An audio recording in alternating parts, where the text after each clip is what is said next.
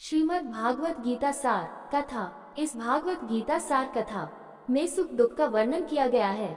इस भागवत गीता में मानव के लिए हर अच्छे और बुरे कर्मों का वर्णन दिया गया है। दोस्तों, आप सभी चैनल को सब्सक्राइब लाइक करते हैं, जिसमें आप लोगों को कुछ नहीं मिलता, पर इस चैनल पर जीने की राह और ज्ञान भरी बातें मिलती है।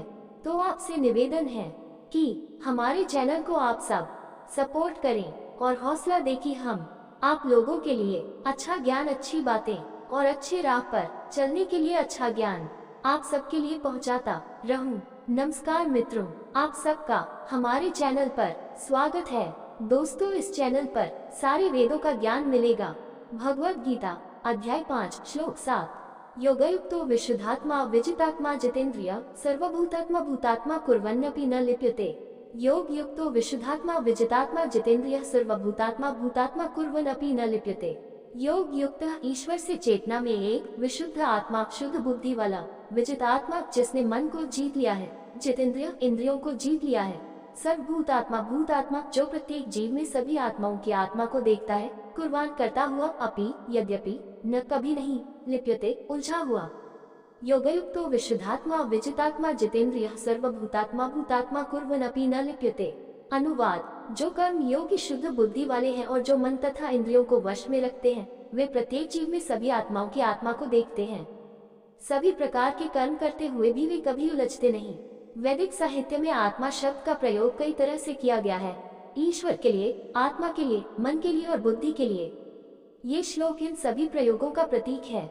श्री कृष्ण उस कर्म योगी का वर्णन करते हैं जो योगयुक्त ईश्वर के साथ चेतना में एकाकार होता है।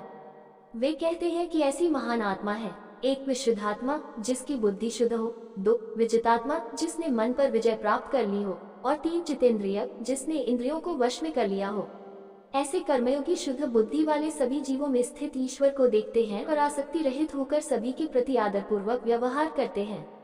चूंकि उनके कर्म आत्मा भोग की इच्छा से प्रेरित नहीं होते, इसलिए उनका ज्ञान उत्तरोत्तर स्पष्ट होता जाता है। जैसे जैसे उनकी इच्छाएं समाप्त होती जाती हैं, इंद्रियां, मन और बुद्धि जो इंद्रिय सुख के लिए प्रेरित हो रही थी, वे नियंत्रण में आ जाती हैं। ये साधन अब भगवान की सेवा के लिए उपलब्ध हो जाते हैं। भक्ति सेवा से भीतर से प्राप्त ज्ञान की प्राप्ति होती है। इस तरह कर्मयोग स्वाभाविक रूप से ज्ञान के इन क्रमिक चरणों को लाता है, और इसलिए ये कर्म संन्यास से अलग नहीं है।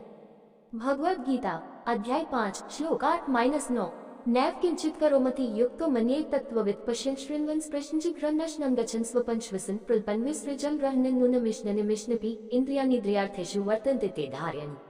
नैव किंचित करोमिति युक्तो मन्येत तत्त्ववित् पश्यन् शृण्वन् स्पृशन् जिघ्रन्नश्नं गच्छन् स्वप्नश्वासं प्रलापन् विसृजन् गृह्णन् उन्मीषन् निमिषन्नपि इन्द्रियार्थेषु वर्तमानिति धारयन्।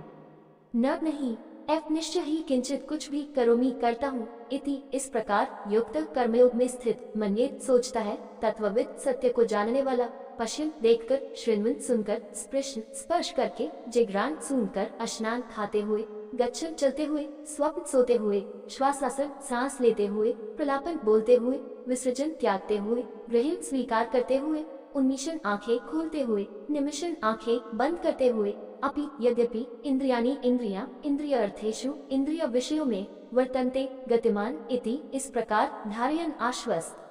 नैव किंचित् करोमिति युक्तो मन्येत तत्त्ववित् पश्यन् शृण्वन् स्पृशान् जिघ्रन् अश्नान् गच्छन् स्वप्नश्वासं प्रलापन् विसृजन् गृह्णान् उन्मीषन् निमिषन्नपि इन्द्रियार्थेषु वर्तमान इति धारयन्।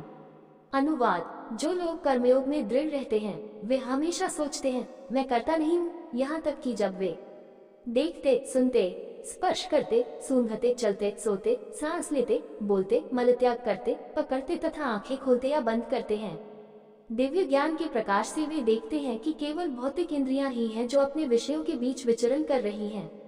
जब भी हम कोई महत्वपूर्ण कार्य करते हैं, तो हमें इस बात का गर्व होता है कि हमने कोई महान कार्य किया है। अपने कार्यों का कर्ता होने का अभिमान भौतिक चेतना से ऊपर उठने में बाधा उत्पन्न करता है। हालांकि ईश्वर चेतन कर्म योगी इस बाधा को आसानी से पार कर लेते हैं। शुद्ध बुद्धि के साथ वे खुद को शरीर से अलग देखते हैं, और इसलिए वे अपने शारीरिक कार्यों को खुद पर आरोपित नहीं करते हैं। शरीर ईश्वर की भौतिक ऊर्जा से बना है, और इस प्रकार वे अपने सभी कार्यों को ईश्वर की शक्ति द्वारा किया गया मानते हैं। चूंकि वे ईश्वर की इच्छा के प्रति समर्पित हैं, इसलिए वे अपने मन और बुद्धि को उनकी दिव्य इच्छा के अनुसार प्रेरित करने के लिए उन पर निर्भर रहते हैं। इसलिए वे इस समझ में स्थित रहते हैं कि ईश्वर ही सब कुछ का करता है। ऋषि वशिष्ठ ने भगवान राम को सलाह दी, कर्ता बहिर कर्तंतर लोके विहार राघव योग वशिष्ठ। हे राम, बाह्य रूप से कर्मों में लगन से लगे रहो, लेकिन आंतरिक रूप से स्वयं को अकर्ता और ईश्वर को अपने सभी कार्यों का मूल संचालक मानने का अभ्यास करो। इस दिव्य चेतना में कर्मयोगी स्वयं को ईश्वर के हाथों में मात्र यंत्र के रूप में देखते हैं। श्री कृष्ण निम्नलिखित श्लोक में इस चेतना में किए गए कार्य के परिणामों की व्याख्या करते हैं। दोस्तों, आपसे निवेदन है कि हमारे चैनल को आप लोग सपोर्ट करें। ये वीडियो अच्छा लगा हो तो लाइक शेयर सब्सक्राइब जरूर करें। धन्यवाद।